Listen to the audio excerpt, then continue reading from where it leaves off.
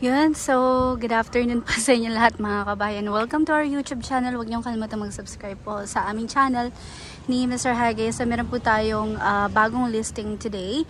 Ipopost ko na lang po sa descriptions natin yung presyo. Pero this is around 5.5 plus.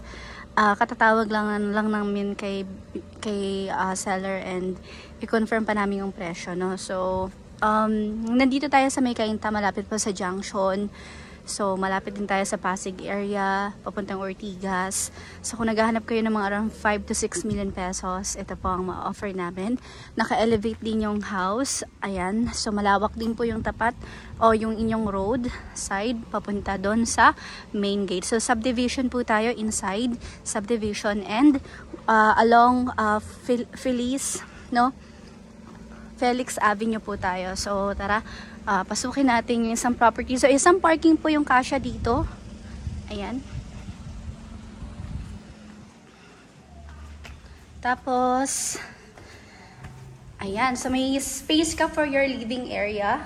Pagpasok mo dito sa ating main gate. Tapos, may abang na rin na ilaw. So, wala lang nakapatay yata yung main switch natin, main breaker. So, sa second floor, meron tayo itong mga bedrooms. Then, meron tayo ditong common.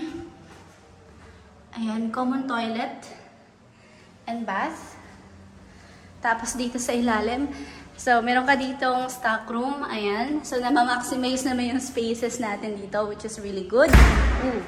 Tapos, meron tayong first bedroom po dito ng mga kabahay. So, single bed. Kasya po dito. Tapos, you have your kitchen, upper and lower cabinet. Tapos, dito yung space mo para sa iyong dining area. Ayan.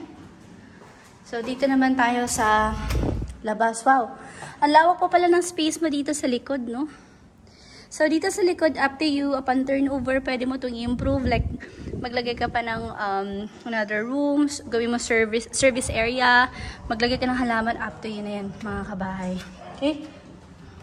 So, let's check naman sa itaas. Makita natin yung mga rooms po. So, this is only 2-story building or house. Ayan. Dito tayo. So, ito yung ating second room sa itaas.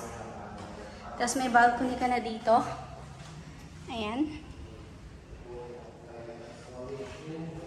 Saraduhan lang natin to. Baka pumasok yung yan. Now, ito yung hallway mo. Dito sa second floor, then you have your common toilet and bath.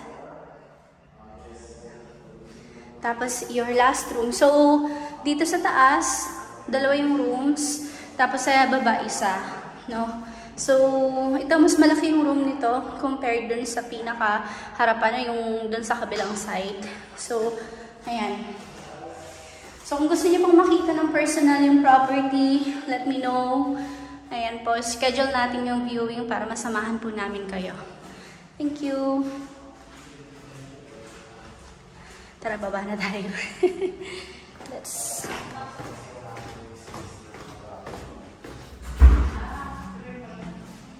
Tara, baba na tayo. Kasama natin yung team para